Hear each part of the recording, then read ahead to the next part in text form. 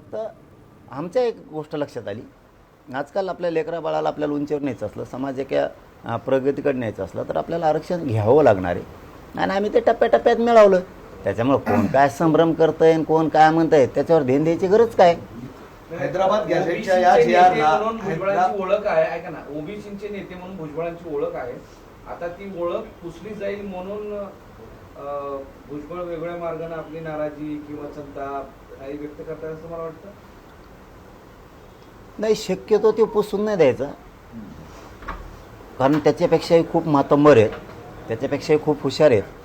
पण काय असतं, आपल्या बुद्धीची जेवढी कुवत आहे त्या कुवतेप्रमाणे तो समोरच्या ओबीसी नेत्याची छेड काढतो आणि ओबीसी नेत्यांचे कसे नख कापता येतील हे काम करून तो बरोबर वेदना देतो आणि बाजूला सरकेतो.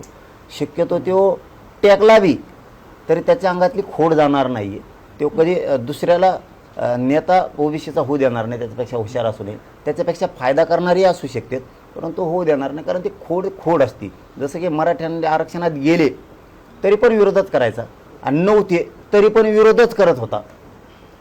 पण ते आम्ही त्यांना गरीब मराठी आणि मी एक शेतकऱ्याचं गरिबांचं पोरगा आम्ही वस्तात भेटलो, कारण आम्ही न फुटणारेच भेटलो नाहीत.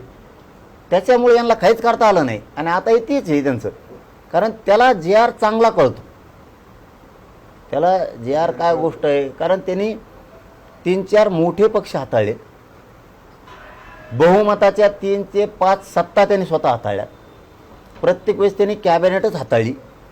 त्याच्यामुळे त्याला ह्या गोष्टी माहीत आहेत की ह्या कायद्याच्या रूलनं मराठी 100% आता आरक्षणात गेले.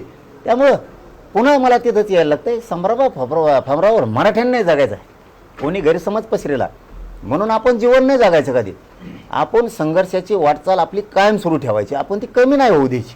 मी इतका शरीराला त्रास झाला तरी मी या समाजाच्या लेकरासाठी माझा संघर्ष ढिला पडून देत नाही, कारण मी जर ढिला पडलो ना, उद्या लाखो पोरांचं भविष्य धोक्यात येणार आहे. एखादी चूक झाली दुरुस्त करू नका, काय अडचण आहे, पण आपण कुणीतरी आपला गैरसमज केला, अपमान केला, कुणीतरी अफवा पसरल्या, खोटं नाटं सांगितलं म्हणून जर आपण मागं सरकलो तर आपण समाज मग डोळ्यासमोर नाही ठेवला याचा अर्थ असा होतो आपण आपली स्वतःची प्रतिष्ठा डोळ्यासमोर ठेवली त्याचा अर्थ.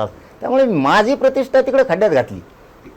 एक महत्त्वाचं आहे, हैदराबाद गॅझेटच्या GRला कोर्टात आव्हान देणार अशी घोषणा छगन भुजबळांनी केली आहे. आम्ही कोर्टात जाणार आणि हे समक्ष लावणार. जा मान, त्याला जे जाय ते जाऊ दे, काही होत नाही, कोर्टात काय होणार नाही, कायच होणार, त्याला काय होणार. गॅझेट हे काय JR कशाचं आहे याच्यावर अवलंबून आहे ना. JR कशाचा आहे, सरकारी दस्तऐवज आहे. सातारा संस्थान हैदराबाद गॅझेट हे सरकारी दस्तऐवज आहे, त्याचा JR काढलेला आहे. त्याच्या सुलभता आणण्यासाठी, सुसूत्रता आणण्यासाठी, त्याची प्रक्रिया पूर्ण राबवण्यासाठी सरकारी दस्तऐवजाच्या नोंदीनुसार मराठ्यांना कुणबी प्रमाणपत्र द्यायचं. कोर्टात जाऊन काय करी, आणि ते जर कोर्टात काही होतं आहे ना तर मंडल कमिशनसुद्धा चालत येतो. मग देशात अहवालावर जिवंत असणारं एकच आरक्षण आहे मंडलचं. अहवालावर देशातलं आरक्षण कधीच लागू नसतं. एकनाथ शिंदे यांनी एक दावा केला आहे की सॉरी, अध्यादेशावर, अहवालावर नाही, अध्यादेशावर जिवंत आहे. आता isakal.com आहे देशातील नंबर 1 ची मराठी न्यूज वेबसाईट. प्रत्येक अपडेटसाठी isakal.com ला नक्की भेट द्या.